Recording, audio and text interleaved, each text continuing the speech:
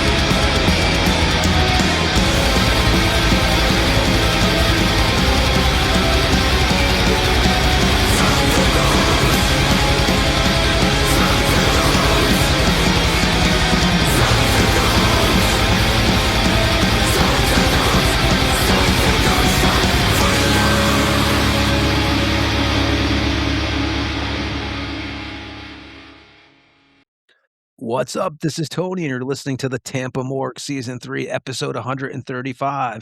And from his studio deep in the bowels of Tampa Bay, Florida, Mr. Ed Webb. What's up in the Bay, Mr. Webb? Mr. Anderson, what's up, brother? Feel like we just did this. Yes. Not much, man. Everything is well here. Episode 135, and tonight we'll be taking the morgue to Austria. We open the show with the song Set the Tombs on Fire from the latest Transilvania record, Magia Posthuma, that was released March 13th, 2026 on the mighty Invictus Productions, and we'll be joined in about 25 minutes by the bassist and vocalist Possessor and guitarist Belus. So, yeah, and you know, Ed, another band who's, I believe, has never done an audio interview before. Go figure. Seems like we pull them right out of the pond.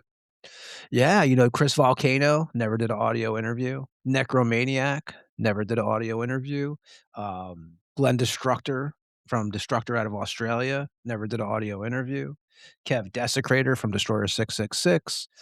Profanation and Venefiction, same deal. Well, yeah, it'll be their first audio interview tonight, so looking forward to that, and we'll get to get those guys here in about 25 minutes. But before that, Ed, bags are packed and the Nightliner's gassed up. Yeah, man. It's shit's real now. Now it's real. Now it's real. Yeah. This is your last show from the studio before you're going to be on the bus doing this. You know, you got to be excited, man. Yeah, Or lie to us and tell us you are. yeah. Well, leaving the family sucks. The other guys, except for Matt, they don't have kids or family or whatever. So it's even though mine are all grown up, I run the show here. And when I say that, it means I do everything. I fix cars. I'm a plumber. I'm a carpenter. I'm a fucking toilet fixer. I cook. I clean. I'm like the bitch. Podcaster. So, podcaster, fucking wannabe bass player, okay singer. So yeah, it's like, it's just getting them prepared for just over 3 weeks without me, and I'm praying to God none of my fucking dogs die. Or my Yeah, cats. the last time you were on tour, it was, so there was some tragedy, of course, which anybody who listens to the show regularly, knows, you've dealt with some shit. Now you're back on the road. When is the first, for you, you've been doing this for a long time. What was Big the first tour? big tour you ever done? Yeah. Probably when I toured with Cannibal, with Diabolic.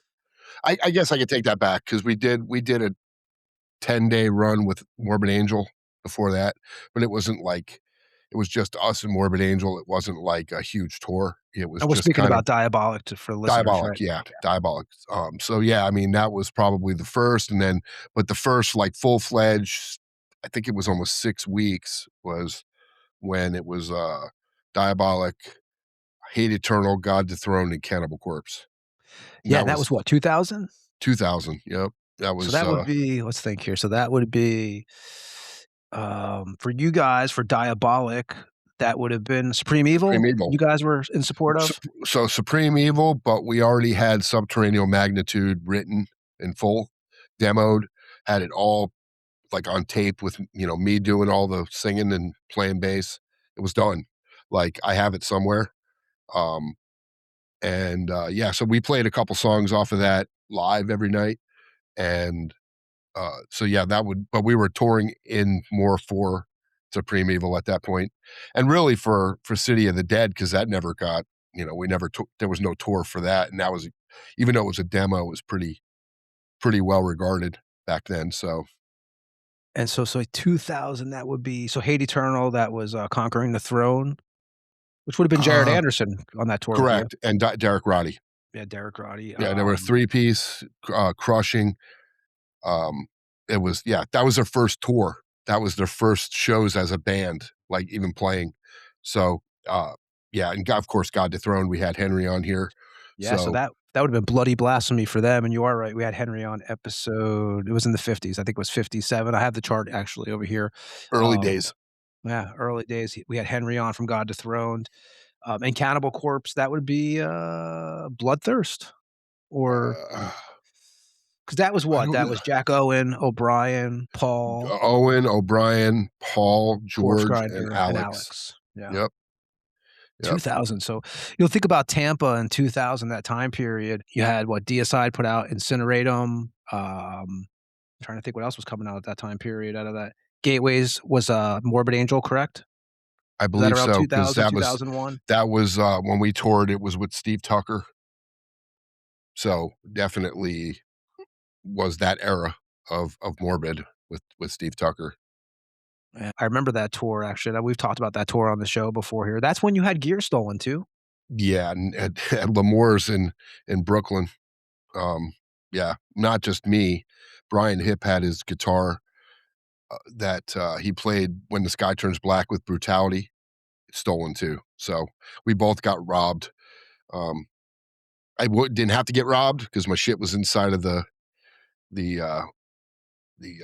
what do you call it? The little Winnebago there we had, the RV, but somebody was crying about it being in the back. So they went and put it in the fucking trailer, and 5 minutes later, the latch was popped and it was gone.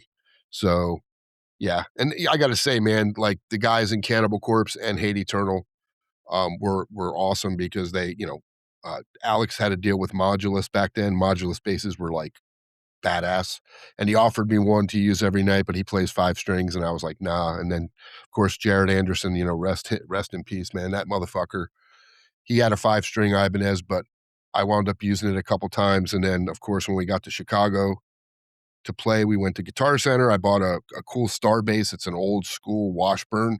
I believe it was a Washburn. Got it to sound check, and it fucking died. So Brian Malone called Guitar Center, and they're like, "Oh, we're bringing you one up there. Don't worry, we'll swap it out." And it was the same fucking 5-string that Jared Anderson offered me, which was a waste of money. Jared had said, use my bass. But long story short, after I quit Diabolic, when we got back, Jared Anderson was actually doing shows with Morbid Angel when Tucker quit. And he came to my house back when I used to fucking sell weed. That's right. It's, the can't get me. It's the time has expired to arrest me. So, but he brought the bass, that same Ibanez bass over, and he gave it to me. And he said, I know you have nothing. I want you to have this, because he got a cool bass from Tucker, BC Rich.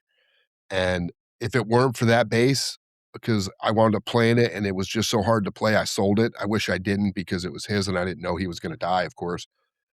But I sold it and got better gear, and then sold that and got better gear. And as you know, I turned gear over like a madman back in the day. Ed's Gear Emporium. Emporium or Yep, Gear Gear Emporium. Emporium. But that started my where I am today. And I will always, that dude is always high in my regards for that, because he didn't have to do that. And I even offered to give him the weed for free, and he refused. So that, you know what I mean? Those are the people that I always like to align myself with that were real. Yeah. So, but yeah, that was the first real tour I did. And then, of course, I think after that, the only other, it wasn't until Massacre that we started doing real big tours, because everything I did was local. So I did look 2000, Ed, with Incineratum from Deicide came out. Hate Plow, The Only Law is Survival came out that same year. Malevolent Creation, Envenomed came out that same Yep. year. And Morbid Angel, Gateways to Annihilation. So Okay, so it was. yeah, it was that. And then Divine Empire, Doomed to Inherit came out that same time in 2000, also out of that Florida area. And Brutal Mastication, you remember them? Yep. So yeah, that was some of the stuff that was coming out at that time period in Tampa, 2000. So that was, I do remember that tour you were going on, and that tour was actually called the Death Metal Massacre Tour, the one that Ed's speaking about, the 2000 tour with God Morbid? Dethroned. Yeah, with Cannibal. Yeah. with Cannibal, 'cause- God Dethroned. When Hate Eternal was in support of Conquering the Throne, and God Dethroned was doing Bloody Blasphemy, and Cannibal Corpse was doing in support of Bloodthirst. That makes sense. And Yeah, so- because it would make sense, because I think what they did was when we did that Morbid thing, they hit cities that they weren't going to hit because after we got back, they toured with Pantera. It was Pantera, Soulfly, and Nothing Face. And I remember they played the Masquerade in Tampa, and they had so many guests that when I got there, and I'd already bought a ticket, but Steve and Eric Rattan were like, dude, we can't get you in. Like, they just shut us down. And I was like, it's all good. He goes, no, dude, it's not. Come tomorrow to Pantera, and we got you VIP for fucking Pantera. And I already have Pantera tickets too. So I went up there, sold my tickets, and sure enough, There were 2 VIP passes, and I met Vinnie Paul in the fucking elevator. Got to see Nothing Face, which are, as you know, I'm a big fan of Nothing Face. So yeah, it was cool and hanging out with all these dudes walking in and out of the backstage of Morbid at the Hard Rock. Like, when you're backstage at a local show here, you see some people, you're like, oh, I know you. But when you're in the Hard Rock and it's a official tour, and you seen all these dudes walk in and out of the back room from like Soulfly, I seen Max walking around. I mean, it's a different thing. It's like walking around a festival. If you've ever been backstage at a festival, you know what I'm talking about. It's crazy seeing all these, what I would call big wigs, just fucking walking around like it's no big deal, And back then I didn't know any better because I never got to experience that. It's crazy to think it was 26 years ago. Yeah. You know? Yeah. I mean, the only time I experienced anything like that was Milwaukee Metal Fest, walking down and you're sitting there and there's Danny Filth and the dudes from Venom, the original Venom, Kronos is standing right there. And, it was surreal. But yeah, that was the first real tour I did, man. And I don't regret it. It sucked, but I don't regret it because I learned a lot of things real fast of how to and not to act when you're on a tour. And now, 26 years later, you're back on the road this week in Europe with Monstrosity. And anybody who's catching any shows, make sure you say what's up to Ed. And yeah, Ed. So, and again, so piggybacking off of that for a second too, is we mentioned the deicide incineratum. And I was telling you before we came on the show today, I heard from Brian Hoffman today. I've known Brian for years, and he has some new music that he's putting up. I saw Judgment in Flames was something that he released. There's a YouTube page for all this. I think the address to it was Future is Bright 777. But yeah, anybody who's wondering what Brian Hoffman has been up to, there you go. You can check out some new music he's putting out. And yeah, anything else we'll keep you updated on once we hear it. But Ed, also shirts. We do have shirts, Tampa Morgue shirts, for those who are asking. If you are interested in Tampa Morgue shirts. So Ed has larges and extra larges and some big boy sizes over there in America. I ordered a new batch here in Europe, so I should have those next week. And then I'll have some of the smaller sizes. So we do ship to the States and Europe. I'll be having smalls, mediums, and, large, extra large, and double X here. So yeah, anybody who's interested, get a hold of us. We do have them. You can message us on the Instagram page, or you can email us at thetampamorgue@gmail.com. But we do have those available, whoever's asking. And next week for guest Ed, we have Cruel Force. We have Carnivore and Slaughter coming on from Cruel Force. And then we have Scott Burns, legendary producer and engineer from More Sound Studios. That should be a killer episode. Yeah, I mean, Scott Burns is well regarded, and Terry, I mean, I've listened to Terry Butler and them guys talk about him, even Rick. I don't know if Rick ever recorded with him, but I know he met him. And yeah, Well, they did Leprosy with him. They did. Okay, that's what I thought. Yeah. But yeah, he's definitely, when you told me you were going to try to get him, I didn't know. I mean, I've been surprised at the people we've grabbed, so nothing surprises me anymore. We've done 135 episodes as of today with zero help from anybody but me and you. Zero. If you want to buy some shirts, please. Yeah, well, okay, I take that back. I mean, shirts, I look at that as promo for the show, but yes, definitely that's a help. So I don't mean to say it like that, but I'm talking about, like, some people put up their channels and charge you to interact with them and do all this stuff, and there's nothing wrong with that. If you want to pay money to interact with somebody, awesome. I mean, more power to you, but we've done this on our own. And I mean, you do a great interview. I mean, you interview people, like I've told you, the way you do it is probably one of the best I've seen around, because you're very old school, and you used to do, obviously, rivet rag and written, format, which we don't do anymore, obviously. We also have been playing in bands since we were 14 years old and 15 years old. Sure. So we know we grew up in this. I believe in what we do. And that is the one thing that's definitely true. You can go 5 years from now and these interviews will still be relevant because it's basically a history lesson. Some of these guys were older. They may not be here in 5 years. So the only way you'll learn about their history. Well, true. Yeah, I may fucking my heart may explode on the bus. Who knows? Don't say, You know, we're not gonna don't knock say on that. wood, but Where's the funeral music hey, at? Wait a second. hey, but you know, the point is that this is going to be, unless there's no internet and there's no you know, way to go back and listen to shit, um, it'll be forever. You know, and this is the coming of age is you know, audio and video style stuff. You know, I mean, it's kind of like the early days of Headbangers Ball, but it was very small because the little bit you saw between videos was like nothing. The questions Yeah. Ricky Rackman would ask, it was like such short form, and then it got better and better and better. And now, and then remember, early days it was magazines. You would read those interviews in a magazine, like on 4 or 5 pages for the band. You'd read the Dude, question, and then you would read their answer.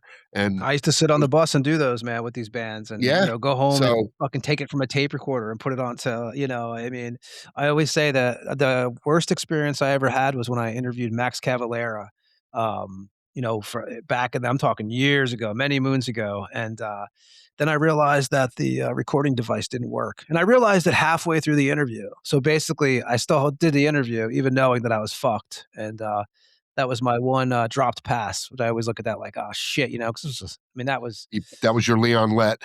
yeah, that was many years, exactly, that was Yeah, many years yeah, ago, so, yeah, yeah, we yeah. all have those, but, Yeah, we've been no, but fortunate what on we do here. is awesome, man. I'm happy to do it. I'm looking forward to doing it on the road.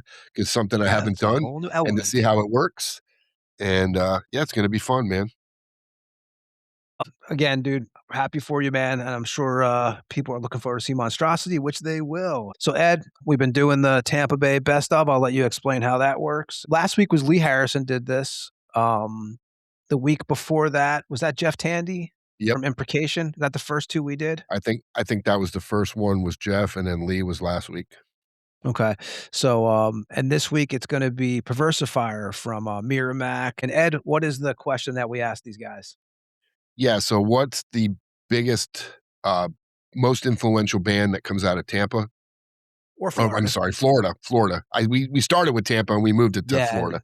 So the evolved. most influential band that comes out of Florida, and the second question is which album is probably one of the most important, or in their opinion, what album in their opinion is is the best or most important to come out of Florida. Doesn't have to be death metal. It could be anything, anything out of Florida. Yeah, and again, these answers that you're hearing are not in any other episode. We did interview Perversifier on episode 126, and again, Perversifier is from the French black metal band Miramax, also played with Morte and Cadicente, and Ancestral Fog and Corpus Christi. So if you want to hear that full interview, you can go check out episode 126. But this answer will not be on that because we keep these separate for these episodes. Like Ed just said, we basically asked Perversifier who he thought was the most important or even his favorite metal band out of Florida, and same thing with the album wise, most important album or his favorite album out of Florida. And this is what Perversifier had to say. And I'll be back on the Tampa Morgue with me and Ed after this. In your opinion, like what is the most in Tampa, like, and of the Tampa bands, the old school death metal bands and stuff, in your opinion, what is the most important death metal band out of Tampa back in the day? And what is the most, for you, what is your favorite Tampa Bay album? There are so many. It's difficult to choose. I don't know. I love it's precisely this kind of death metal that I like. I don't like the death metal that I like is the, how can I say, moody stuff like Obituary, like I don't like when it goes very fast, very as fast as you can, and very violent. I like when it smells death. For me, death metal has to be really. It has to have this thing like you are in a graveyard, And I think in Florida, the death metal has typically this kind of thing. Obituary is a band that I love, but there are many, So I cannot say a favorite. Maybe I will say mistakes because I'm not sure if I say bands if they come exactly from the Tampa area. How about But vocalist? Would you say John Tardy is pretty much like, me and Ed always say on this show that death metal voices, man, who do you think it would be, a Tardy or a Benton in your opinion? yeah, I like this kind of voice. I like also the low, the lowest voice. But I've always loved bands also like Decide. We have those very low voice. But I love also bands like Death, for example, which has not this kind of voice. I have no, I don't know. I love all this kind of different death metal. But the death metal I love really is mostly not necessarily the fast one. From the UK, I would say Ball Thrower. I like this kind of death metal. From the US, I would say Obituary. Uh, of course, I'm a big fan of Morbid Angel. For me, they are one of the masters of death metal. That's for sure. And yeah, there are so many. After, I would say death metal has never been my favorite genre, because since 1994 I really jumped with both feet in the black metal scene. And maybe you remember back then, when you were a black metal guy, you were not so much supposed to listen to death metal, because it was a bit like, not the war, but it was a bit like, nah, our music is better than yours. So it's only when I was very young that I listened to death metal, and after, when I started to grow, to be wise enough to not care anymore about this kind of what's best. Nowadays I listen to Aerosmith and Depeche Mode and Guns N' Roses and Alice in Chains, and I listen to a lot of stuff, and I listen also to death metal. So I came back to my first loves, yeah, and I would say Obituary. I like this slow pace stuff, very dark. I love it. And there you go. That was Perversifier from Miramac. If you want to hear his full interview, go to episode 126. And yeah. So Ed, do you want to do releases and shows and get to the guys from Transilvania? Yep. Let's do it, man.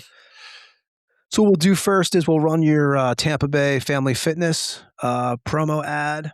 And then we're going to play some Old Skull, which Old Skull was actually, again, we have Transilvania coming on tonight. So Transilvania started out as Epidermis, 2010 to 2014. 2014, they were called Old Skull. And then after that, 2014 on, that's when they transformed to Transilvania. So we're going to play something from Old Skull. We're going to play Ghost Along the Candles from the Summon the Ancient Ones EP from 2014. Also got a re-release 2018 on Ropes and Bones Records. So again, we're going to do the promo ad. We're going to play some Old Skull. Be back on the Tampa Morgue after this. What's up, guys? This is Ed from the Morgue, and if you're like Tony and I and dedicated to working out, and you're from Tampa or will be visiting Tampa, I'm going to let you in on the best-kept secret gym in the area, Tampa Family Fitness on the corner of Bears and Florida Avenue. And unlike the big box gyms where you're just a name and a number, the owners, Sarah and Eddie Amaral, have created a community where you're not just another face lost in the crowd. They also have, hands down, the best trainers in Tampa, with Coach J, Jared Perea, who I've personally witnessed take his clients to award-winning bodybuilders. Not to mention, this dude is an absolute beast himself. So if you want to get in the best shape of your life, this is definitely the place to do it, and these are the people to do it with. So if you want a no-frills gym experience that I can only describe as old-school Arnold Schwarzenegger on Venice Beach, with no fancy machines, just get in, get your ass kicked, get a crushing workout, then you want to go to Tampa Family Fitness at 14968 North Florida Avenue. And if you're a band that's traveling to Tampa and playing the Orpheum or the Brass Mug, this is literally less than a 5-minute drive from either location. There's a QR code on the door. Just scan it, pay $10, and you're good to go for the whole day. Or if you're in Tampa and you want to see what all the hype's about, stop in and get a day pass. And make sure you tell them Ed sent you from the Tampa Morgue.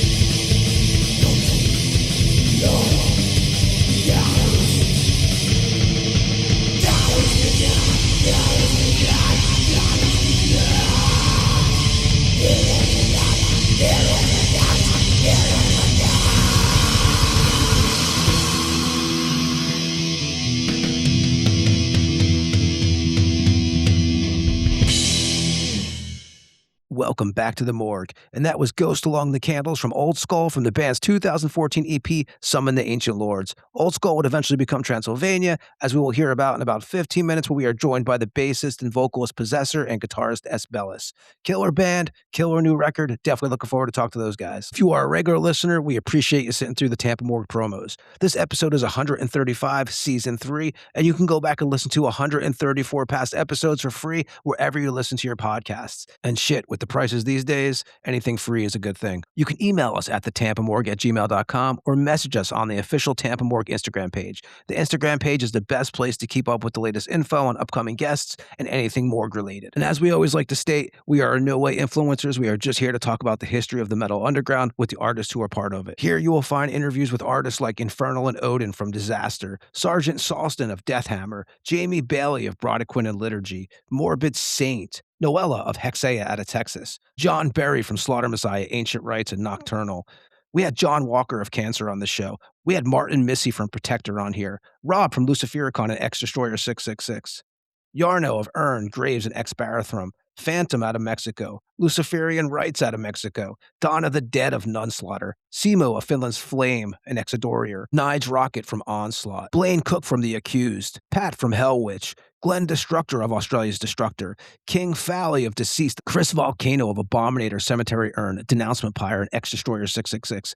It was Chris's first audio interview ever. Magnus from Aberration, Ex-Condor, Ex-Mayans Hill, Gene from Perdition Temple, Malefic Throne, Hexorcist, Ex-Angel Corpse, Vincent Crowley from Acheron, Vincent Crowley Band, Ex-Nocturnus. We also had Antion here, a.k.a. Necroterror from Cadaveric Incubator, Ex-Sluggathor, and Satanic Warmaster. Jeff Manis was on here for 5 hours, gave us a deep dive into the history of Venom. Sadistic Fornicator and bassist The One from UK's Necromaniac. Chris Reifert from Autopsy, Eat My Fuck, Abscess, and Violation Wound. We had Eric from Goat Seaman, Evil Dam, and Ex-Black Angel on the show. Ed Miller from Negative Plane. Daniel Avenger from Nocturnal, Angel of Damnation, and Black Priest of Satan. Ritual Butcher of Finland's Arc Goat. Yano of Anal Vomit out of Peru. Heimland from Norway. Ronnie Palmer from Malevolent Creation, Blood Messiah, Perdition Temple. We had Lord Sabathanon from Slaughter Messiah, Morbid Death, Enthroned, and Heinous. Adam Scott of Cardiac Arrest, Crusher of Finland's Morgul, Matt from Human Artifacts and Lividity. We had the guys from Witch Trap out of Columbia on here. We had Tony Dolan on here from Venom Inc., Adam Craft, and Venom. Ryan Waste from Bat and Municipal Waste. Snowy Shaw from King Diamond and Merciful Fate and Notre Dame. Dallas Tuller-Wade's been on here a few times from Nile and Narcotic Wasteland. Alessio from Violenter, Hobbs Angel of Death and the Mentors. We had Harry Quokinen on here from Hooded Menace, Hail Conjurer, Horse Latitudes, and Hollow Woods. We had Atax and Scum on here of Germany's Pest. Hana from Asagrum. Dave Austin from Nasty Savage. Revik from Mordant Red. David Howard Thornton, who played Art the Clown in the Terrifier films. We had John Gallagher on here from Raven, Lee Payne from Clove and Hoof, Yuha from Death Chain and War Moon Lord, Kevin Desecrator from Destroyer 666, Benefiction, and Profanation. We had Nasty Ronnie on from Nasty Savage. He spent a couple hours on here, takes us on a deep dive through the history of Nasty Savage and the Tampa Bay metal scene. Hugh Whore Preacher from Vomit Angel and Mask of Satan, Chuck Billy from Testament. We had Tom from Devastator on out of the UK a few weeks ago, Zeb from Hell Militia. We had Jeff and Dave from Imprecation on here. We also had drummer Panzer Kampfwagen from Possession on last week. Killer episode. We had the guys from Germany's Lead Injector on here. Perversifier from Mirror Mat. We had Kyle Thomas from X-Order on here a few times also. These are just some of the interviews you're going to hear on the Tampa Morgue. And again, you can go back and listen to them for free wherever you listen to your podcasts. What I'm going to do now is mention some upcoming releases, then we'll mention shows, and then we'll get to our guests, the guys from Transilvania out of Austria. So for releases, I'm going to start out with Oracle of Worms, the German black thrash metal band. They're releasing an album called Cult of Suffering on FDA Records out of Germany. Oracle of Worms formed in 2021. First release was a rehearsal demo in 2021. They also put out a 6-song EP in 2023. Cult of Suffering will have 10 tracks and be available on CD and vinyl April 21st through FDA Records. And then we'll move over to Demon Spell, the Italian heavy metal band. They're releasing an album called Blessed Be the Dark, coming out on Dying Victim Productions. The band's first release was a 2024 EP titled Evil Nights that had 4 tracks on it. Demon Spell features members past and present of the Thrash Bombs, Griefbringer, Haunted, and Smiling Madman. Blessed Be the Dark will be Demon Spell's debut full-length and have 8 tracks, available April 24th on Dying Victim Productions. And next we're going to move over to the black and heavy metal band out of the Netherlands, Profader. They're putting out a demo called The First Call of Magic that's coming out on Dying Victims Productions. The band formed in 2022, put out a single in 2022 and 23. They were also on a 5-way split with Phantom, Malicious Intent, Kill Witch, and Antichrist. The First Call of Magic demo will have 5 songs and be released on Dying Victim Productions April 24th. And next we're going to mention the Milwaukee death metal band Pig's Blood. They're releasing Destroying the Spirit on Dark Descent Records out of Colorado. Pig's Blood first release was a 2015 5-song demo. They also released a 2017 self-titled debut full-length and 2019 album named A Flock Slaughtered. The new release, Destroying the Spirit, will have 8 tracks and be available April 24th on Dark Descent Records. And then we have Necrocultist, the Mexican death metal band. They're releasing an album called The After Death Blackness. It's coming out on Terror from Hell Records out of Italy. Necrocultist formed in 2003. First release was a 3-song 2004 promo demo. In total, the band has put out 2 demos, 4 splits, 2 EPs, and this will be the band's second full length. Necrocultist features members past and present of Doom Mortalis, Rotting Grave, Ungodly Rest, Undertomb, and Zombie Christ. And The After Death Blackness will be available April 24th through Terror from Hell Records. And last, we're going to mention Werewolf, the German black metal band. They're putting out an album called Satanic Terror on Dominance of Darkness Records out of Germany. Werewolf formed in 2005. First release was an EP in 2006 that had 5 tracks on it. The band has put out about 11 releases, including EPs, splits, demos, and this will be the band's first full length. Satanic Terror has 7 tracks and will be available April 24th on Dominance of Darkness Records. Man, Ed, I'm telling you, man, the more I read off the guest list, I realize we need a commercial. 134, not counting today. So, and then I think about who I left off all the time. Like, I'm pretty sure, like I left off Udo, who was on the show, Luisma from Hemorrhage. We start getting to the 130s. The only thing is, I will say this too, is whenever we record that, we do one for every episode. We don't have stock one that we always redo. I mean, right. You know, and now I have a list a lot of the guests because there's just so many that you're going to forget now. It's like when you have like 20 or 30, but now we're up in the 130s. Now I always do them and I'm thinking to myself like, oh, did I mention Paul Speckman or these guys, you know? But yeah, and so again, we've had a shitload of guests. So that is definitely a commercial would be cool to do. I just don't know how you do it because we do a weekly show. So there's always updated guests. I do have a handful of shows. I don't know if you want to go first or you want me to do it. Yep, you go first and then I'll fill the gap just like last time. Okay.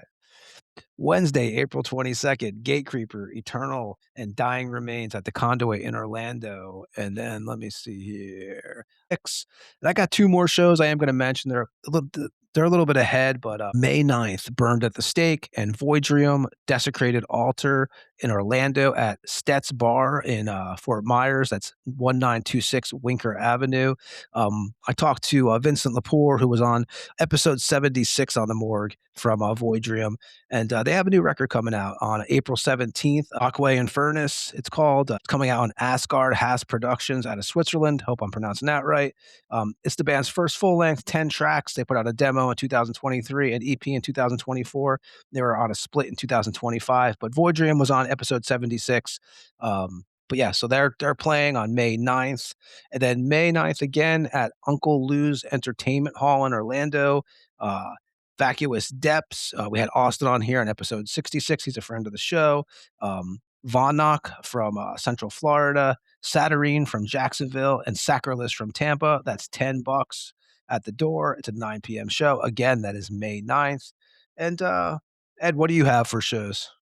Yeah, I just have 2, probably the same 2 I mentioned last week. But on May 8th at the Orpheum in Tampa, Napalm Death with Dead Guy. And yep, that's at the Orpheum. And also at the Orpheum on May 30th is Death Angel, Violence and Sight. And they're doing the Act 3 in its totality, which should be killer because it's a great record.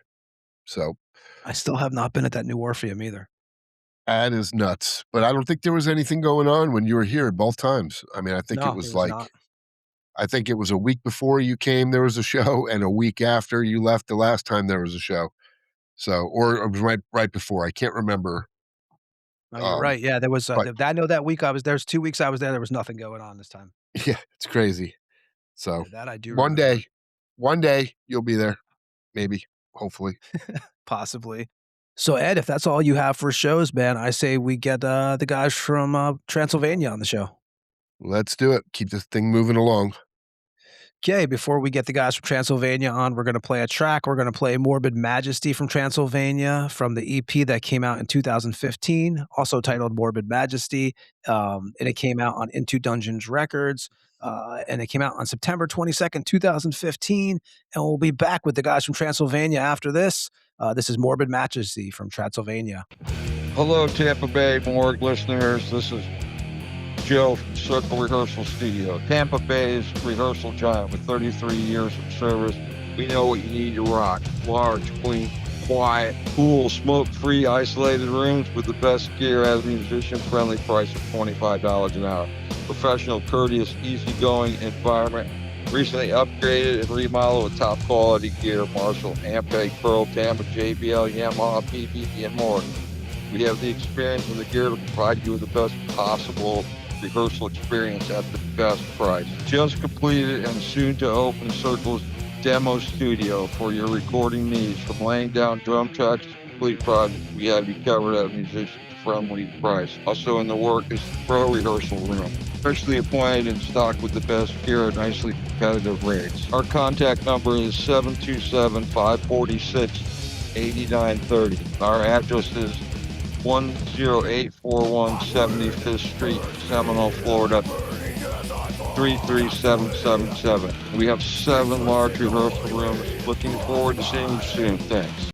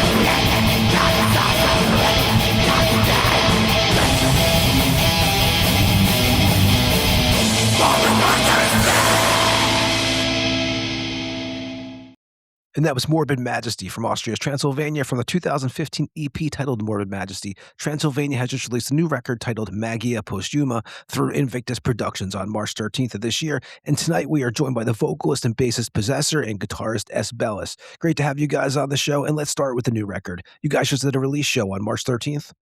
Yeah. Yeah, it was more like a release party, but really many people showed up and bought this album and stuff. So was pretty hard party actually. Yeah. Do you prefer the live shows, or do you guys prefer like being in the studio and writing? Or live shows for me, easy. It's both actually. Must say it's you have different challenges, and yeah, live it's more you can be more direct to the audience and to the listener, and yeah, and studio is more like you can work on the whole idea, and yeah, like I said, it's different challenges to what makes it fun. Yeah, studio is more like introverted work. Live is extroverted work. Normally I'm an introverted person, but playing live is just fun. Oh, well, definitely. Yeah. You know, we always on this show, we kind of always start out with your guys' background and stuff, the guests who we have on. And I'll start with you, Belus. You were born in Sweden in 93. Yeah, that's correct. And Possessor, you're Austria in 96. Yes, exactly. Born and raised. And I'll start with and I'll start with you, Possessor. Like, you know, when do you remember actually being drawn into music? Did you come from a home where your parents were playing a lot of music around you guys growing up? Yeah, actually, my parents brought me to heavy metal. My dad used to play in a heavy metal band back in the 80s, and my mother used to trade tapes a lot, and that's where everything came from. And my dad had a studio as well, and I always saw musicians being around at our place, and yeah, that's how I grew up, and it has had surely an impact on my being as a musician, and yeah. Do you remember, Possessor, the first piece of music or first band that really caught your attention? It was Bark at the Moon by Ozzy Osbourne. I was driving with my father around in the car, and he was putting on the Bark at the Moon, and I was asking, "Who is that?" And he said, "Like, that's the Prince of Darkness." And yeah, that's how it went. And now I'm doing the shit here. And Belus, for you too, man. Were you born into were you raised in a house where you were surrounded by music? And also, you know, what was the first band or song that really caught your attention? Yeah, it was pretty much. Both of my parents liked hard rock.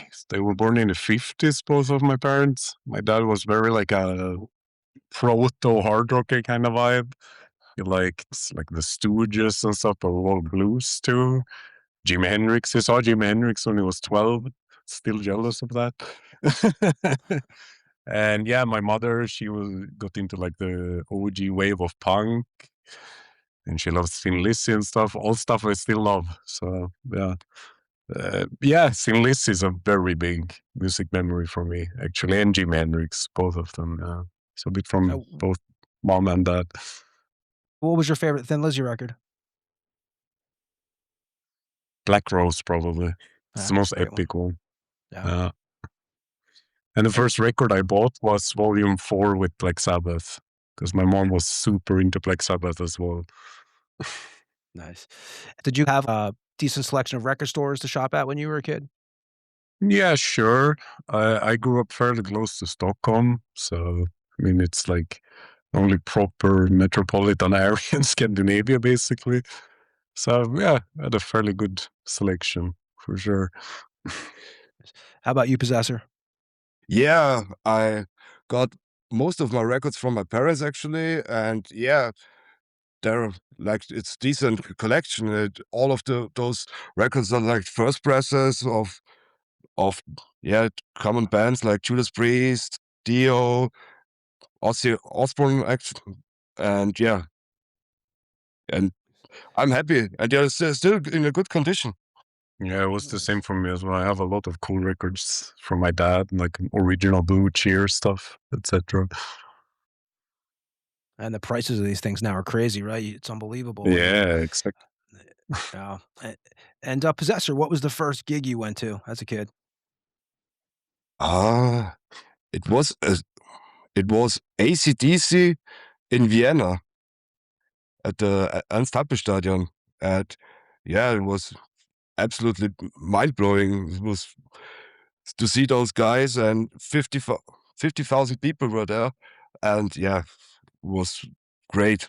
Absolutely. And what were some of the venues you were going to in Austria as a teen? BMK in Innsbruck and Weekender, but most of those venues already closed now. And yeah, it's a pity because a lot of memories, good memories happened there. And yeah, we have seen a lot of bigger bands there as well. And yeah, And that's Belus. When did you leave? Like, when did you leave Sweden? Where did I leave Sweden? Well, I moved to Norway first. Then I lived there. Was it 6 years or so? Then I moved back to Sweden, to southern Sweden, and then I moved here. Okay. For different What was your reasons. first concert? Well, I don't even remember. But I remember like the first concert I wanted to go to was like a really shit one. It was like Amon Amarth and Dimmu Borgir or something. When I was like 12.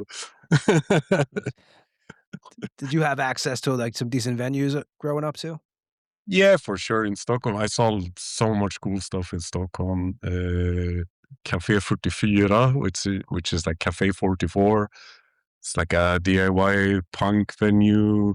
Gula Villan, which is also a DIY punk venue. But they always had a lot of cool metal stuff. Like I saw like Grotesque coming back and playing stuff like that. Yeah, just a lot of cool stuff. And the Liffey, Pussy a Go-Go, that was a cool period as well. Yeah. And when did you what was the first instrument you picked up? Was it guitar? Yeah, it was guitar. My dad is a drummer, but we always had guitars lying about, like acoustic ones, Fender Stratocaster. I remember being like 5, like trying to do something, but not really making it happen. But then when I was 13 or so, I decided it was time. Now I need to learn it. And how about you, Possessor? the first instrument was actually drums. My dad wanted to learn me to play drums, but I wasn't that good. So I started to play bass and yeah, learn bass properly with a teacher. And yeah, And your first band, was that Epidermis? no, it wasn't Epidermis. It was a band what I founded with my school with my classmates. And yeah, we used to cover Black Sabbath, Deep Purple, stuff like that. And yeah, and then I met of Pulsus, and then we started Epidermis, what he already Yeah. found with the other drummer, and yeah, that's how everything went. Were you like 14 and 15 when you start Epidermis?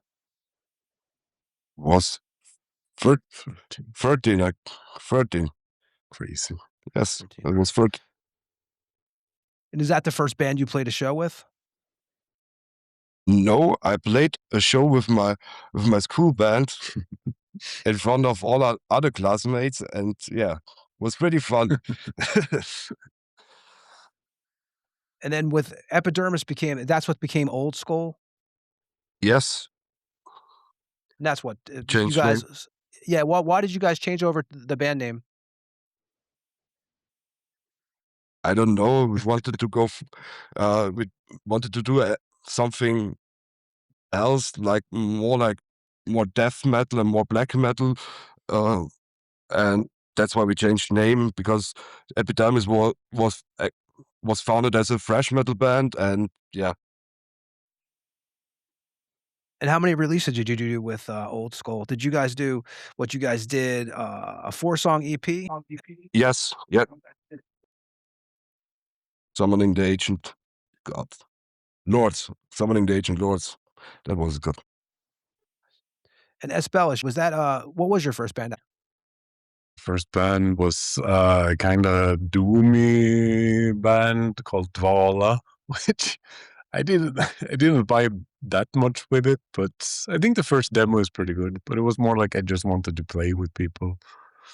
I didn't really have like any super early band.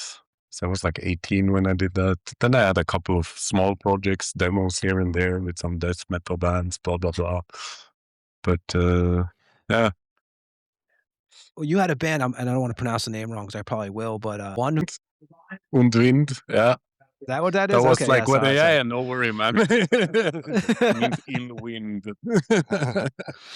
It's yeah. And that you had was some the last recordings with that band before, too. Transilvania. Yeah, sure. We have 2 demos. It's pretty cool stuff, like first wave, like thrashy stuff. Yeah. That was like more like the first proper band where I like got to actually write a lot of stuff and put out what I really wanted to.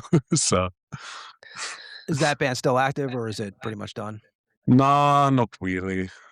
Maybe we've been talking about maybe in the future we can do something again. But it's yeah. I mean, they all live in Sweden still, so it's a bit hard to put together. But I like that stuff. And Possessor, around 2014, Old Skull separates from the drummer, and that's when you got Chapel Destroyer, and that's when you guys kind of decide to make another change.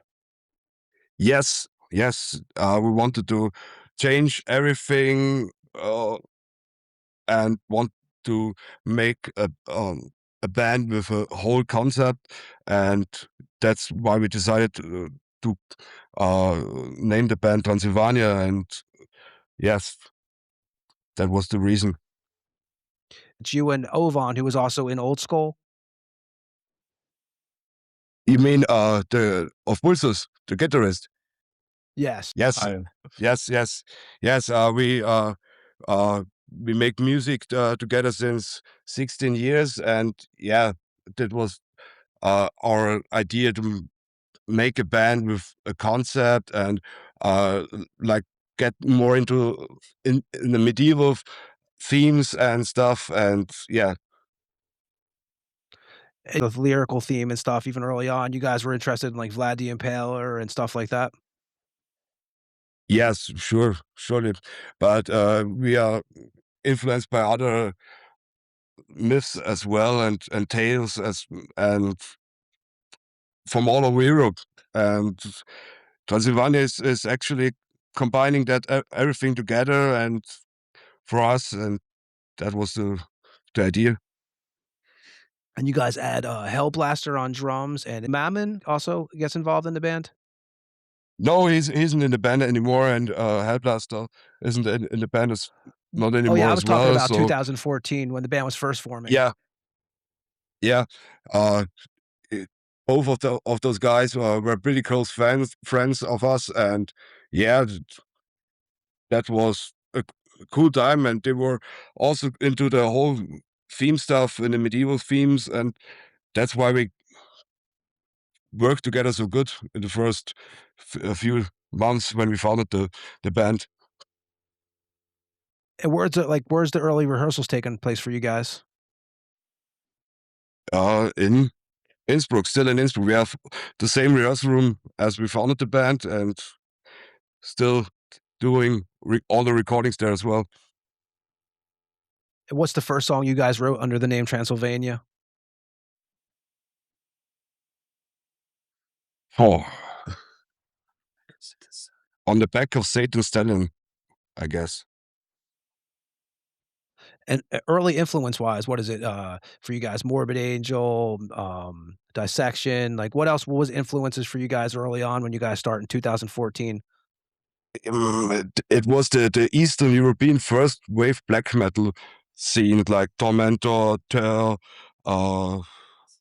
Master's Hammer, and all of the old heavy metal bands as well, like Judas Priest. And yeah, we were more like into the 80s bands, and less the 90s, but still influenced by them as well. And one of the things you guys early on, you guys wanted to make sure you guys included like German riffs into the band, not so much the American thrash metal, but more the German thrash. Yeah, we're huge Sodom fans, huge Sodom and Destruction fans as well. And yeah, they had a huge influence for us in the early days, or still have. Sometimes the Germans do it right. When you guys are like early rehearsals for the band, like, you know, how often are you guys doing 7 days a week? Are you guys like actually like getting together, you know, multiple times? Yeah, it was such an intense time. We were like 4 days in a row in the rehearsal room, just working on riffs and recording stuff. And yeah, that was and we still do it now as well. That has not changed. No. When you guys are putting together the first 4 tracks for the Morbid Majesty EP, who was handling the lyrics? And you guys are reading like European medieval folklore books and stuff during the creation of that? Yes, we got all the topics from everywhere, from the internet, books, and yeah. And one thing I was reading a passing review with you guys, and I think one thing I had read is that you guys like, you know, the lyrics, you also, at this time period especially, you guys were like trying to leave the lyrics like kind of open for interpretation also from the listener.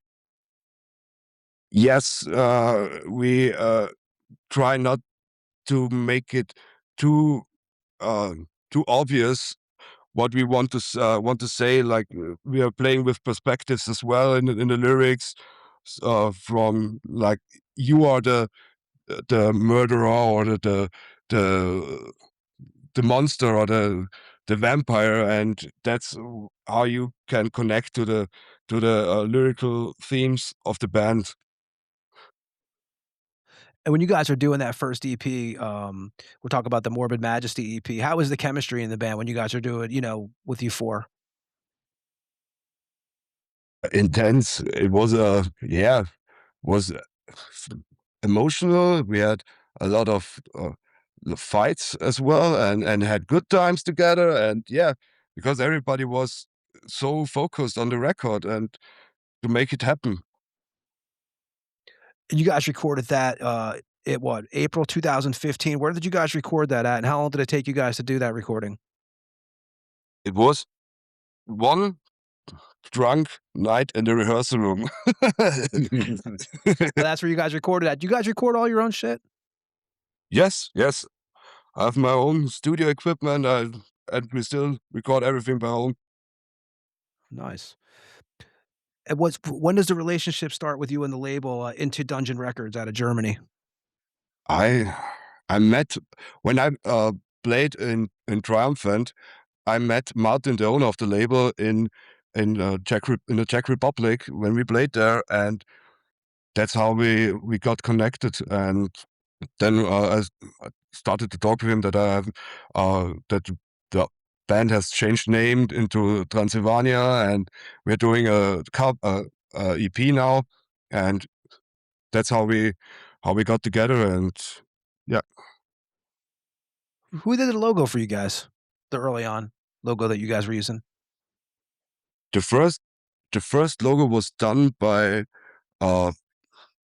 Persecutor, and was the final logo was done by Alina, who did all the photos as well.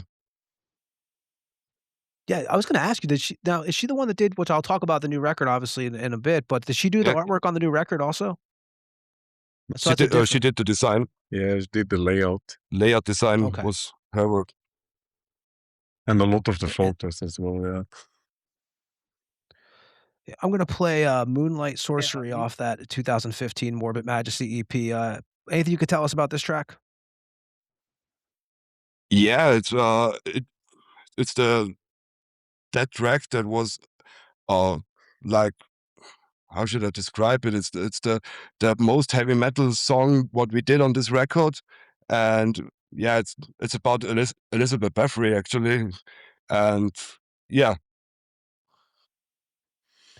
I want to play that now. This is Transilvania with Moonlight Sorcery off the EP from 2015. I'll be back on the Tampa Morgue after this track.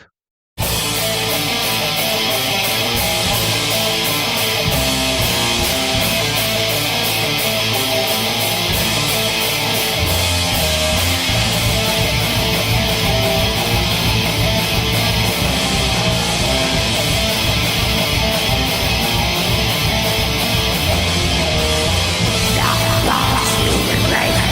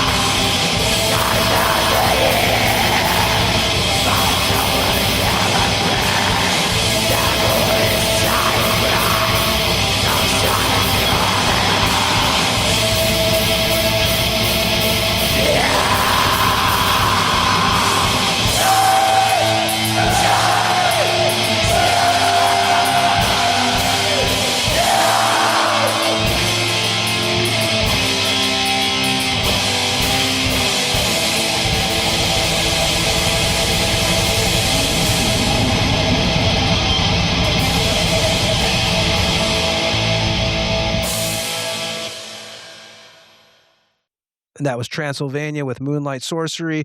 And you guys did a few shows before the release, right? When was the first Transylvania official show, that name? It was Alpine Street Fest in Innsbruck. It was the first in January, I guess. It was 4 months after we founded Transylvania. And what memories do you have of the first gig? If Absolute chaos. Absolute chaos. Like every time when you play your first show with a new band, it's you're nervous and you're you try to impress your friends who are in the crowd, and that were the first impressions.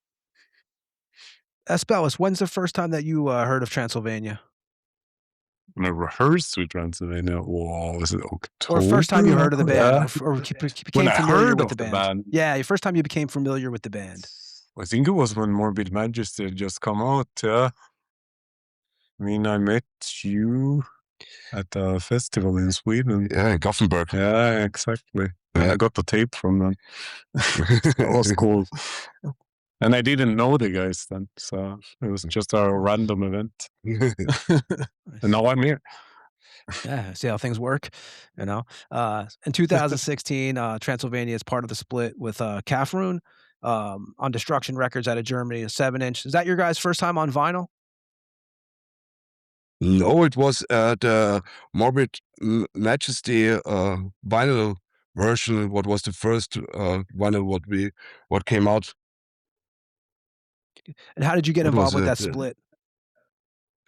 The guy, the owner of the label, Johannes Chan, was a close friend of mine, and we were talking about how we can work together, and he got a connection to Kafrun, and he asked us if we want to do a cover, a split, and that's how it went.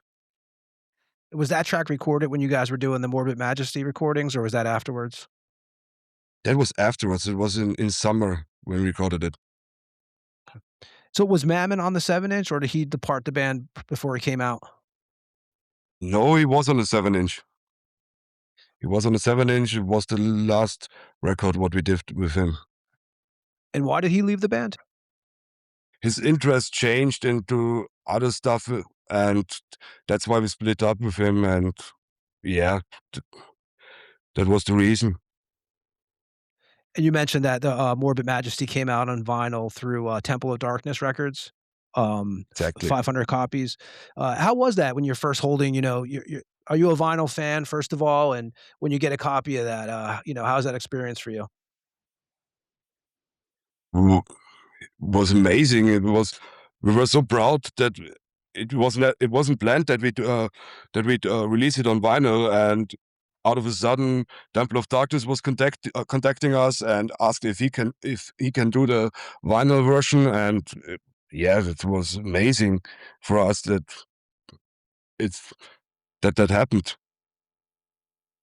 And that's when you guys start. Is that when you guys start to do more fests? Because you guys do Berlin. You guys played at Morbid Catacombs Fest with Possession, Pinnacle, Nocturnal Witch. You guys played No Compromise, Metal Fest in Belgium. Is that when you guys start doing the more festivals and stuff? Yes, the Morbid Majesty demo EP was really going around in Central Europe, and that's why we got a lot of deals for festivals, and was pretty cool. What's your favorite festival that you've played so far to this date? House of the Holy in Salzburg. I mean, Chaos Descents in Germany. We haven't played there, but it's fucking cool festival. But it's the last year they're doing it this year, so. Are you guys more fans of playing like the intimate shows or the festivals? I like intimate shows. Yes. I want to be able to kick the crowd if I want to. Around 2017, you guys start writing the material for the next record, The Night of Nights. You know, that's a concept record. Yes, it was a whole concept of the album. It's like you have two sides. You have AM Postmeridian and Antemeridian, AM and PM. So it was like a concept, and every song stands for an hour, and we want to make the record a whole night. And yeah, Yes, right. Dusk to Dawn, right? yes, exactly. And you guys wrote that as a three-piece, that record. With that material, were you guys able to play that as a three-piece live? No, we weren't able, because you need two guitars for the songs, and that's why we asked Doom Desolator for the second guitar, and then we could play it live. And you guys released that January 31st, 2018. That came out on what? 12-inch again, CD and tape? Exactly, yeah. I did the tape version on my own label. Okay, that's Rope and Bones is your label? Yes. We did the Ond Vind records as well. Yeah. Or the tape of this band. Yeah. Oh, okay. So you have other releases too under that label, or is that the two you've done so far? It was the Sapphire. the first Sapphire, Vigilance from Slovenia, and yes, Something more, but yeah, a few years. Couldn't remember. You guys put out that 2018, and then D.D. Stump joins the band. Oliver becomes part of Transylvania. How does that happen? Yeah, we wanted to play live again, and we need a second guitar. And I played with him before in Triumphant, and he used to play bass, but we knew that he's also a good guitar player, and that's why we asked him, and he joined the band then. You guys played Steel City Sorcery Fest? Is that the first gig he did No. with you guys? It was on Halloween in Innsbruck, in a small bar, and we didn't even have a stage. We played on the floor, and yeah.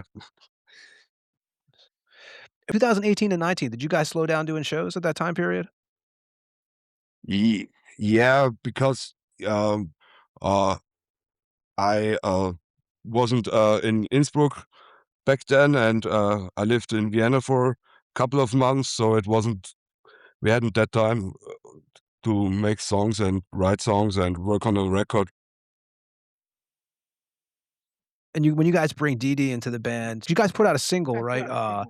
Hikation. Does he have a part of the writing right away with you guys when he enters? Yes, he was more into like the rhythm parts of the guitar, but it's more of Bulso, who did all the riffs, and yeah. What is the writing process at that time period for the band? Yeah, it wasn't that intense. It took us pretty long to write all those songs, and yeah, that's why it's maybe sounds a bit different to the other records, and yeah, but it was a cool time for us as well to work on songs longer and more with more details and stuff like that. And you guys are working at that time period on the Of Sleep and Death record. And would you say that even to this day, you guys are perfectionists in the studio? Like it's hard to like kind of give the pass on the final material? in a way, but also we want to keep the rawness. So Yeah.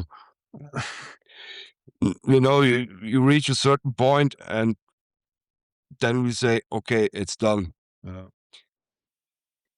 And the energy is sense. always important. Yeah. What's first? Is it the music or the song title? Do you have an image in your head of what the song's going to be called and kind of the idea behind the song, and you guys build on that, or is it riffs bought in first? It depends. Sometimes it's the title, sometimes it's just one riff or just a feeling. Like you have a certain feeling and you want to write a song to this feeling, and yeah, that's it changes all the time. You guys go from Into Dungeon Records to Invictus with Dara. I think Invictus is a great label. How does that relationship start? We were working on a pre-production of Sleep and Death, and we wanted to ask other labels if they want to release it, and out of a sudden Dara wrote us if he can do the next record with us, and yeah, it was surprising. Yeah, he's got a great roster too on that label. How did COVID affect you guys? Pretty bad, because when we released the album, all plans got cancelled to play it live, and yeah, we are not a big band, so it got all of the shows got cancelled apparently, and yeah, we're moved 2 years further, and yeah, and when you don't play the record immediately live, that's bad for the whole promotion of the album. Especially with the media wise, with all these records that come out, it's like an album comes out, then they're pushing something else right away. And I know COVID screwed up a lot of bands with that during that time period, but you guys did put it out, and you guys used a Spanish artist for that cover, for the artwork on that. Yes, Jaime, a close friend of us, and he never did an album cover, but we have the whole thing in our head since we founded the band, and yeah, he could make it happen, and that was pretty cool to work with him on this cover, and he brought many ideas into it as well. Yeah, that cover's pretty killer too. Obviously you got the person getting sawed in half on the bottom. You got the priest, the devils, you got orgies. The hog, just definitely a killer cover. Was that the time period you guys did the photo shoot in the water? Yes. I wanted to make photos in a river, but yeah, And that was done by Alina Savage.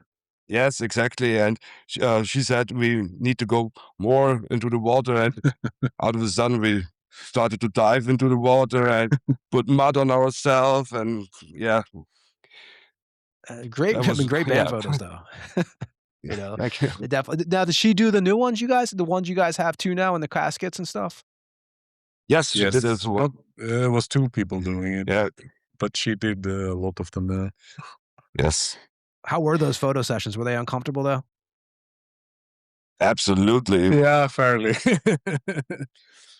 Freezing cold, and yeah, like it felt like waterboarding. Yeah, but with blood. With blood. Blood. And when do you guys start noticing that you're starting to catch attention outside of the area? Where you guys are starting to get like letters from fans, or like you're starting to get feedback where you're going, "Oh, something's really working here for the band."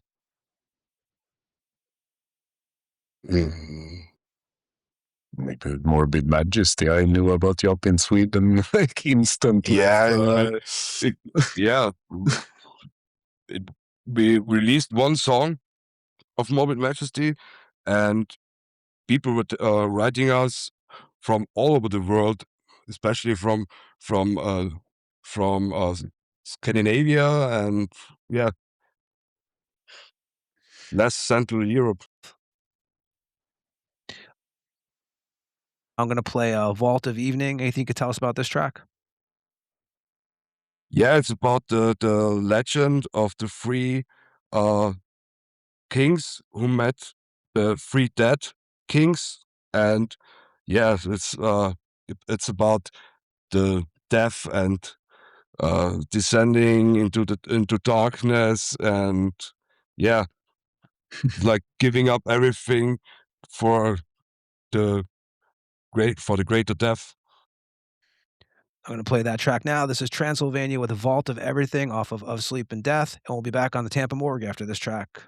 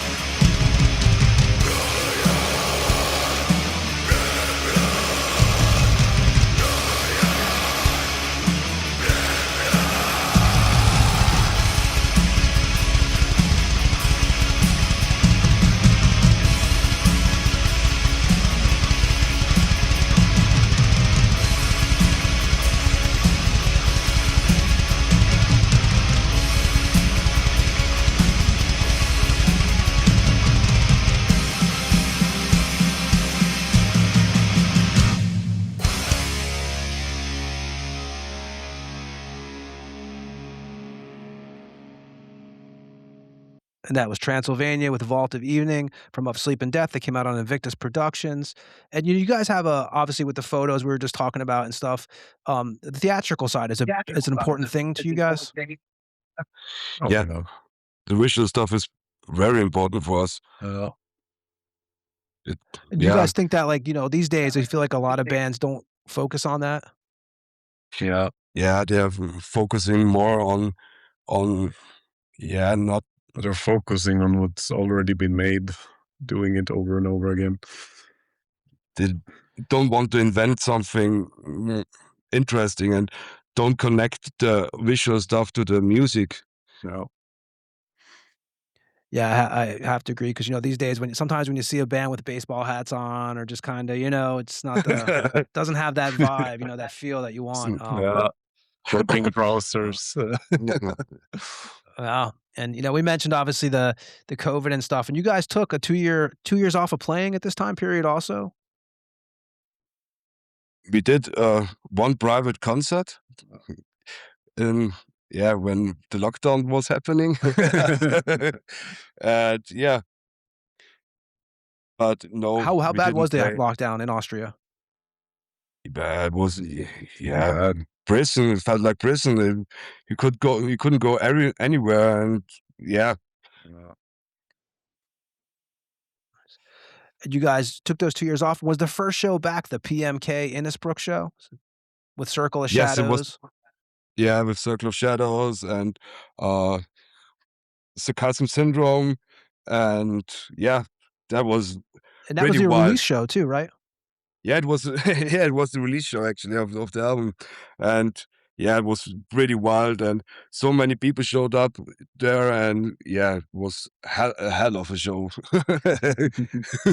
People were covered in blood, and big hearts were flying around, and And how it had to be a good feeling to get back on stage too after 2 years off. a bit weird actually, but yeah, it felt good after all. And you guys did a mini tour 2002 also with Flamekeeper. Yes.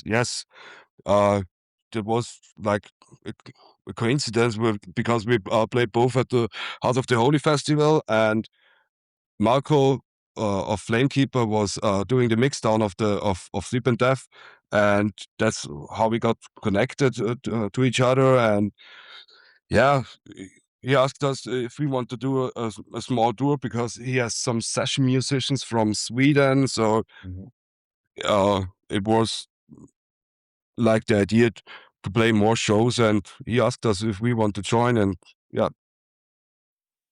You guys played what? Italy, Switzerland, and Austria. Yeah, exactly. Those 3 countries.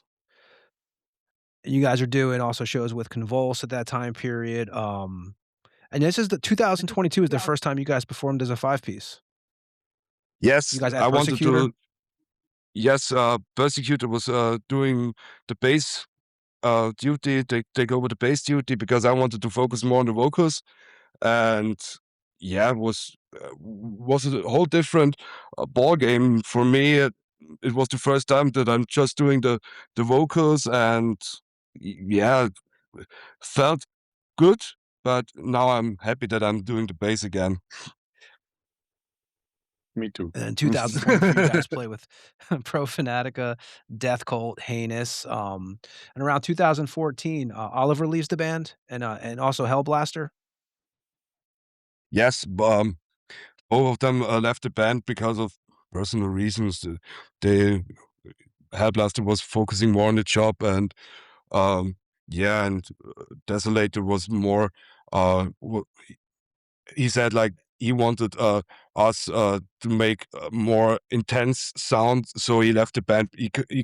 He wasn't able to join us anymore on the rehearsals and stuff. So that's why he left the band. But we're still good friends after all. There's no bad blood and anyhow. So, yeah. This brings you back into the picture. Belus, how do you get involved in? Obviously, you get the tape. We know this already. You get the tape from them. Yeah, But sure. how does the friendship start? I moved there. The band guys were kind of like the first guys I started to connect with who lived there.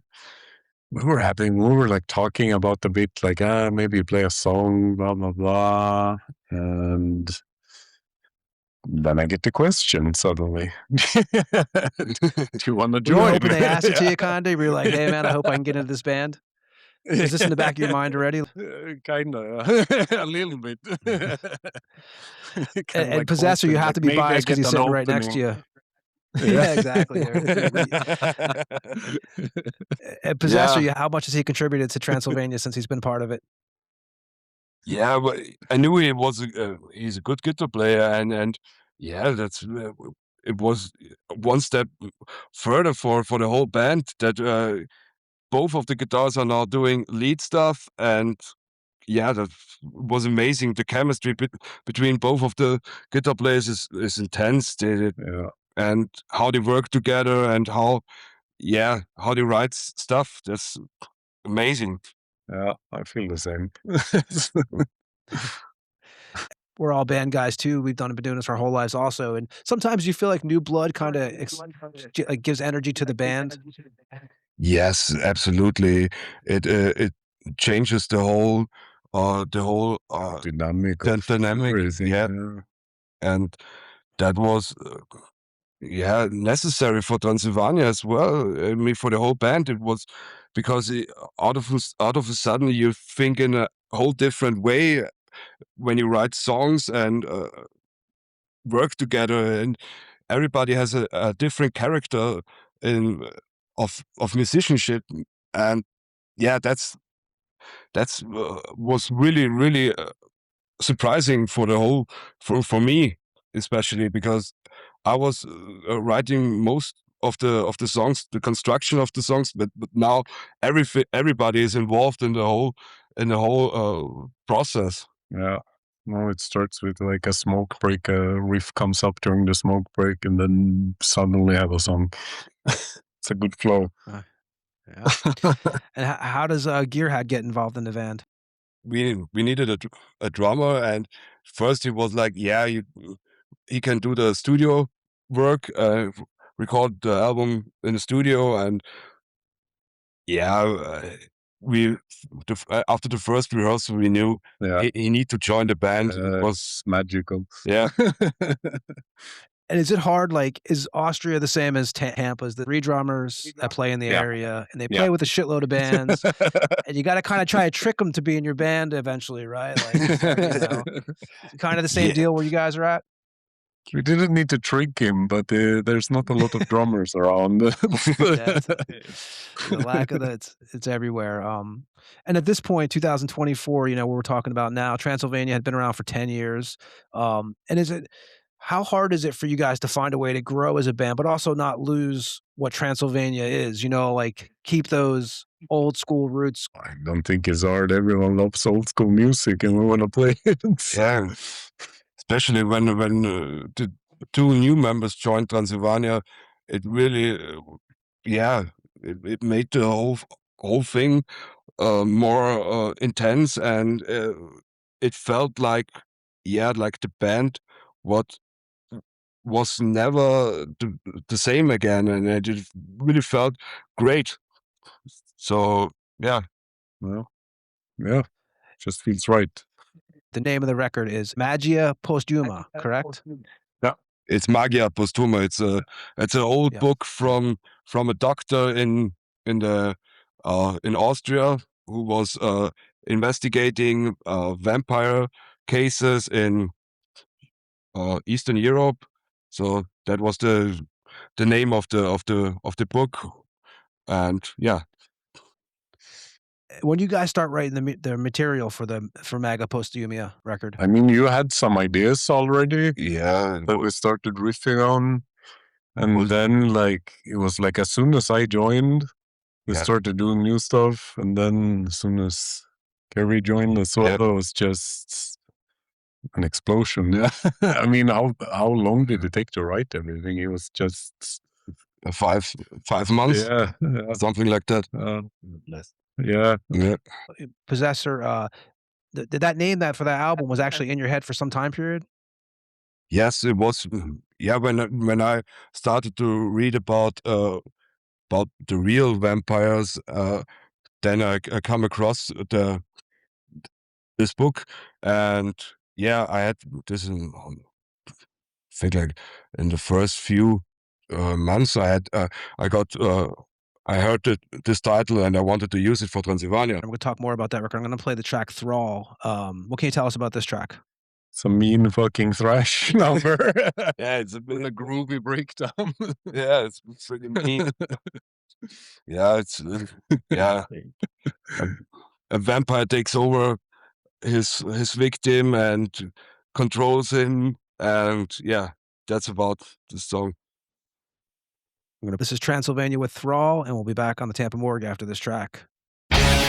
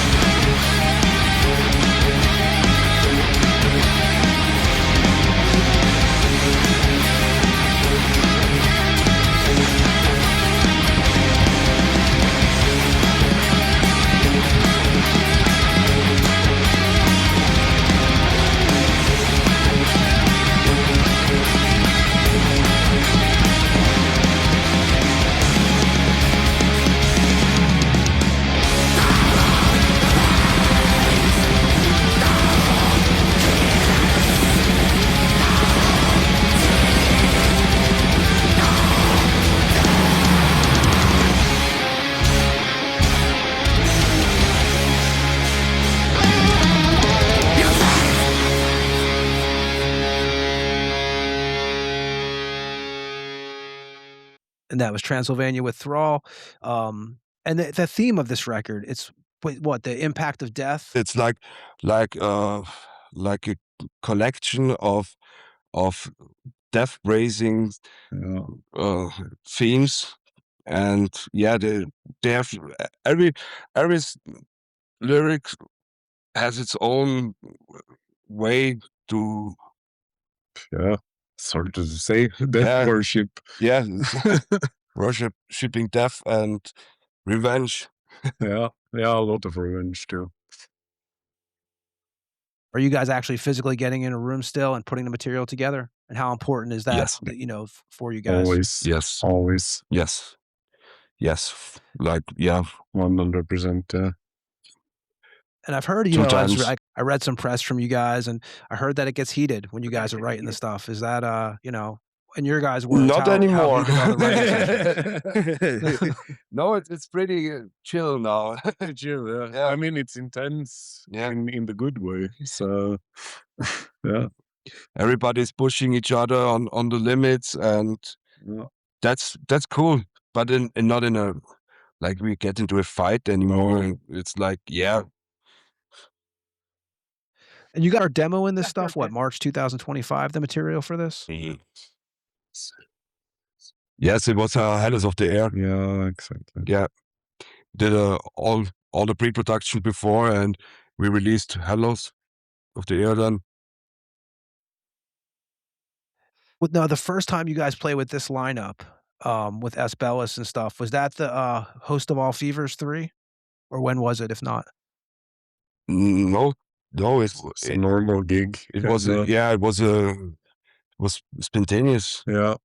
A show in Innsbruck again with friends, with Separe, Condemned from and Manic Disease.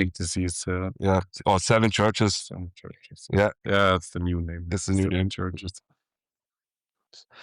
And when you guys put out that, you mentioned the Hollows of the Air. When you guys put that out, that was your first single in 4 years, right? How did it feel to get that out of there? And did you guys start hearing from Transylvania fans right away, like, finally some new music? Yeah, they were. They were pretty happy because everybody knew that we have a new lineup now, and now they hear the first song of the new lineup, and we got pretty good response. Yeah, I would say so. Yeah. You played Necro Sabbath Ritual 6 in Munich and stuff. Are you guys starting to put the new songs into the sets to work on them? Yeah, it's hard because you want to play old songs as well. So, and you normally just play like 45 minutes, and then you have to select properly what song do you want to play live. And take like 6 songs of the record.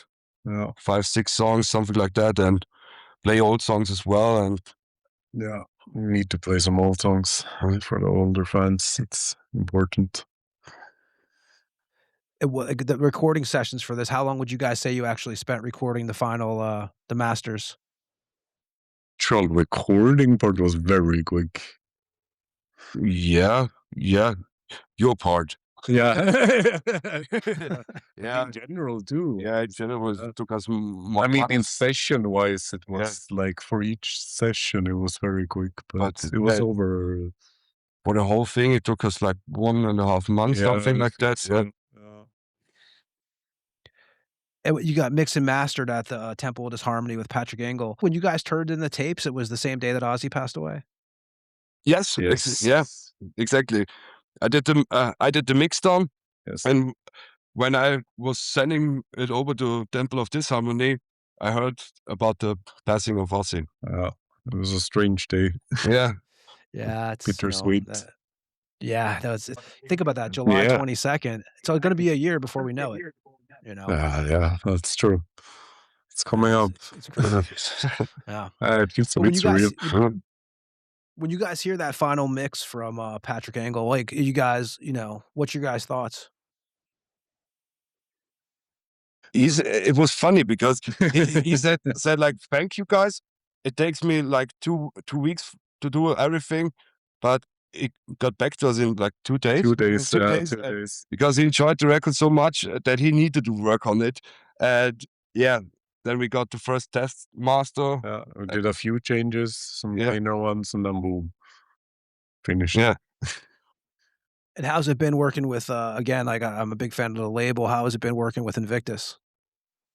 Awesome. It's super cool because he's a friend of us, and it's not just about doing business together. It's having good friendship as well, and that. And what's his reaction when you hand him obviously the final product? Is he like, of course you're handing over to the label. You're probably like, I mean, what's his response when he gets the record, when he hears it? Well, he loved this. He loved it. But he was part of the whole process as well. We sent him over some demos of the songs, and he knew what he's gonna have, what he will release. So, but the final product was overwhelming for him. Yeah. And the band's album cover, what can you tell us about that, and who did the album cover? It was the girlfriend of Jaime, who did the cover before. Actual painting. Yeah, it's a huge painting, and it's Holy Mary, but in a witch kind of way, and there is that one like motif where they used in the Middle Ages Mary with a clock on, and protecting children, but on the cover she's protecting demons actually. And then Jaime did the framing around the actual painting, so he came back for that. That's a great cover. It's a great album too. Like, I mean, really, it's Thanks. It's one of my, it's one of my, there's been a couple records this year that, do you feel like this album is a perfect representation of what the band is now? I mean, for me, perfection doesn't exist in music, but it's pretty close. Yeah, it's pretty close. Yeah. And the feedback you guys been getting, are you guys kind of surprised with the feedback you've gotten off the record so far? Yeah, absolutely. Yeah. We got free feedback from all around the world so far, and it was overwhelming because even people who don't listen to that kind of music are enjoying this album. So they still understand there's something different about it. So it's fun to see. You guys still getting together and like, you guys done writing right now? You guys kind of just figuring out summer shows and stuff, or you guys still creating in the background?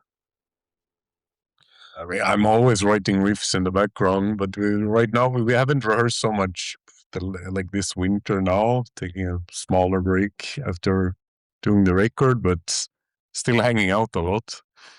So I think an intense period of writing more stuff and having fun will come soon. Yeah, sure.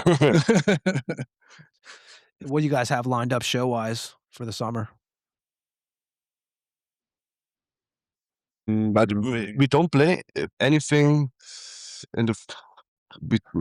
We start to play in November. Yeah, exactly. No, it's in winter. Yeah, winter, November, we start to play again. Because all of the festivals already booked, so the lineup is complete for most of the festivals. In that way, the release date is a bit hard to work with, but it's fine. Yeah. What are you guys playing? I can start with you, Belus. What's your gear of choice these days? Jackson guitar with a Floyd Rose. Any will do, and a Marshall. I'm simple. Delay effect for solos, a bit of distortion, a boost when I want to make more noise. Finished. And for you, man, who are some influences of growing up for you? Do you have any that stands out, or? Yeah, of course. I mean, I grew up playing like a lot of blues music actually. So like Jimi Hendrix and Eric Clapton, especially like earlier Clapton blues breaker stuff was massive for me, learning to play lead.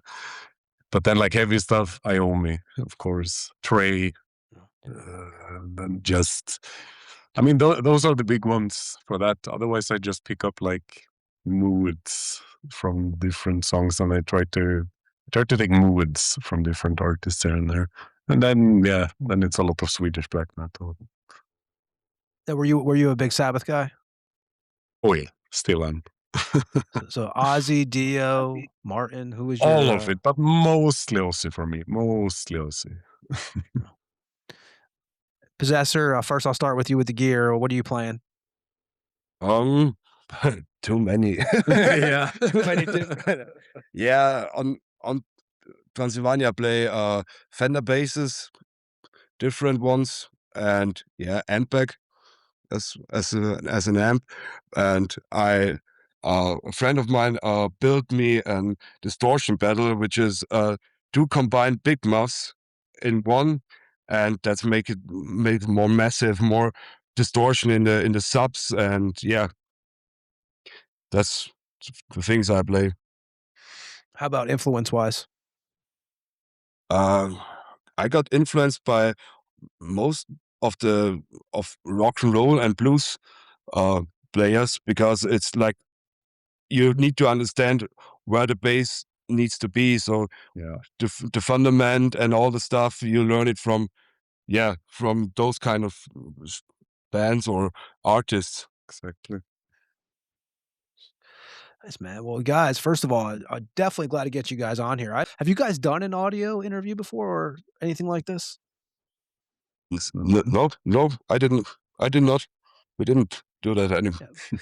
A lot of the bands we've had on here have not actually. So it's we've dealt with a lot of Invictus bands. I've seen that. Yeah. Shout out to Aberration.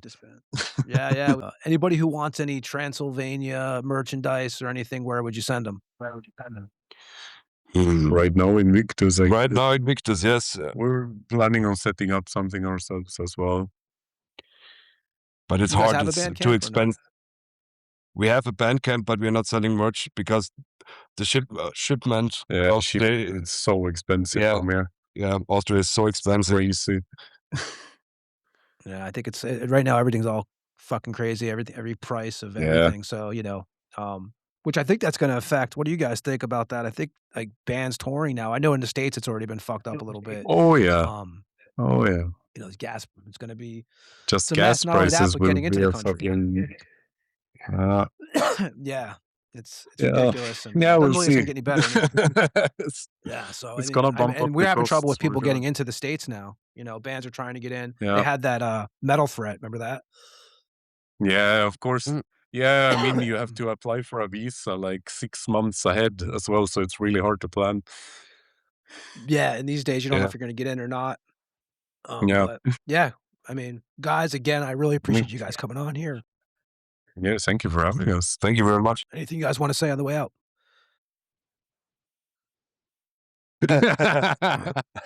I'm choking to death over here. Excuse me, guys. It's been a long fucking day. But anything you guys want to say on the way out of here or no? Yeah, man. Again, dude. Thank you for having us. And again, killer record, man. Looking forward to what you guys do in the future. And you guys are always welcome back here. So I'm going to play now Magia Posthuma from the Transilvania record that just came out. Anything you could tell us about this track besides it being the title track? Yeah, it connects all of the songs together. It's like one huge intro. Yeah. And it was the first one we really started working on. For the album. Well, I'm going to play that now, guys. Appreciate you guys hanging out tonight. Thank you, man. Thank you. Thank you very much. And this is Transilvania, and we'll be back on the Tampa Morgue after this track.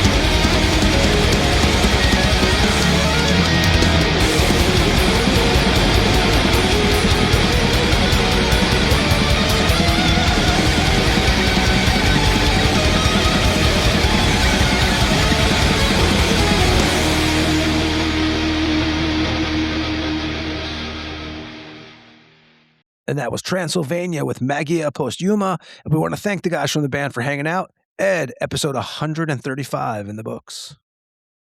Man, we're just trucking down the highway with this shit, and many, many more to come.